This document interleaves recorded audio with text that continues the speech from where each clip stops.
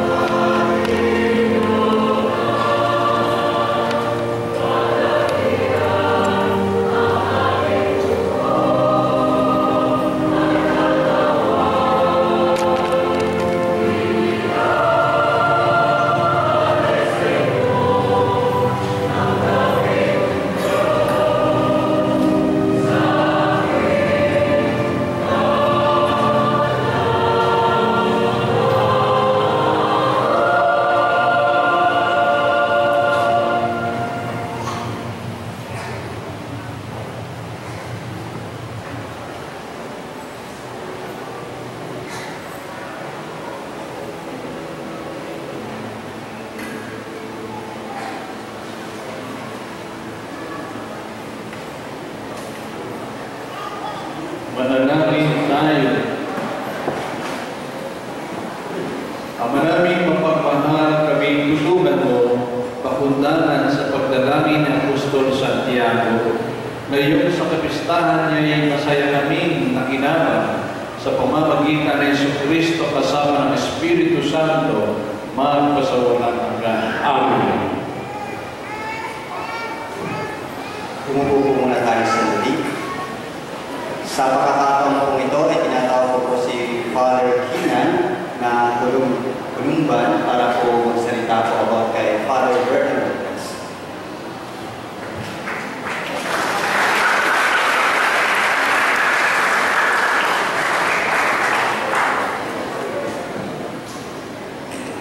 Maraming pong salamat. Kagagawa ng Obispo si Ventura, si Father Nandaya, mga kare, mga diakano, kayo nga mga kapatid sa pananampalataya, maligayang piyesta sa inyong lahat. Tayo nasa isang magandang simbahan na itinuyo ng maraming beses dahil sa iba't ibang klaseng kalamidad, at nandito tayo ngayon ay pagpuri, pagpapasalamat sa Diyos pagkatapos ng 500 ng Kristyanismo. Sa pagpala, sa simbahan dito rin ay ginamit bilang iitan. Maraming mga lalaki ang nahuli sa panahon ng gera at pinahirapan sila dito sa loob ng chapel, 800 daw, at dito sa sacristy din. Kasama nila si Father Francis Bernard Douglas, isang taga New Zealand. Siya ay puro ng Ililia, tinapik siya ng mga Japanese at dinala siya dito. Nandito, pinahirapan siya sa Bautisterio at doon sa Haligi sa kaliwa, sa iman ng Toro, at tinali siya doon sa loob ng 4 araw at 3 gabi ang paghihirap para sa pananampalataya. Si Santiago de Compostela, o Apostol, ang unang martir ng simbahan ng mga apostol. At pagka si Father Francis Douglas din ay magiging unang martir ng Hayate. Hindi pa maganda yun. Maraming ibang mga martir din. Ngunit siya ang lalamas ng Panyag. Ayon sa mga saksi, dinala siya sa daan ng Santa Cruz. Doon, pinatay siya. Hindi natin alam kung saan siya dinilibing. Kaya nananawagan ako sa inyo ngayon na kung marunong kayo kung saan dinilibing siya, tanungin ninyo ang inyong mga magulang, mga lolo-lola, kung ano ang naalala nila. Upang sa ganoon sana, ibigyan natin siya at lahat ng mga kasama na dito sa loob ng simbahan nito. Ay mga lolo-lola, mga kapatid, mga asawa, at dito pa, mga magulang. Tanungin ninyo sila kung ang kanilang kaalaman tungkol sa buhay at kamatay ni Father Francis Douglas. Sana siya magiging isang santo pagkatapos ng pagsusuri ng kanyang buhay at kamatayan. Kaya sana pag-usapan ninyo ang kanyang buhay, kanyang kamatayan. At kung meron kayong information tungkol sa kanya, kung saan siya nanibig, o kung ano nangyari sa kanyang pagkamatay, pagbigay ng ninyo dito sa simbahan at sa mga nangangasiguro dito sa simbahan. Lalo na si Father Nandaya na inyong puro. Maraming pong salamat at magandang hapon po sa inyong mga.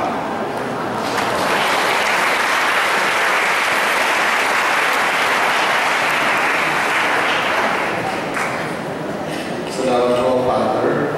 Dahil po may nalalaman tungkol kay Father Douglas ay magbigay po sa amin para makatulong po tayo sa kanilang kongregasyon. At sa ngalan po ng Parokya Santiago Apostol, kami dalawang pari, ni Panalonde, ako po, kay Mikpo, kay Taos Puso nagpapasalamat sa araw na ito ng kapistahan sa aming mahal patron Santiago Apostol. Ito po ang ika-27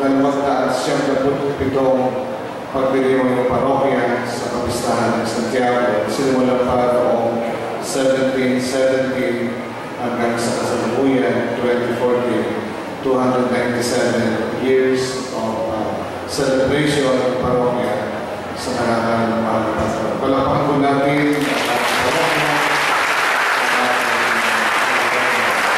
Kaya pagkakataon na aking paghahanda siguro para sa 300 years celebration ng Paris ng Lord of Saint James the Apostle. So pagkakataon po, 1602 ay si San Lorenzo Diacono.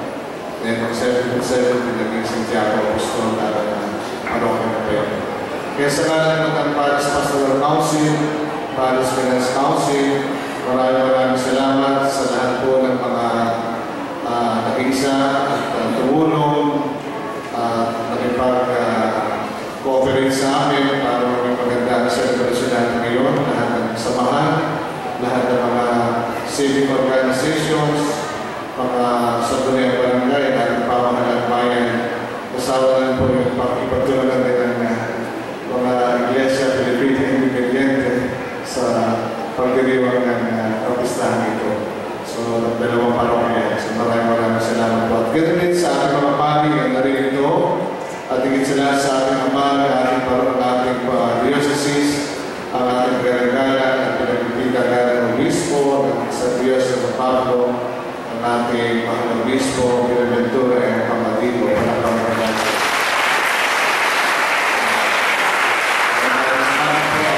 Mamaya po, pagkakasama sa Kalibigyan, at mamaya gabi ang kaagin na gabi ang huling misa ng ating kapistahan. Salamat po sa inyo. Palakpakan po muli natin sa inyo.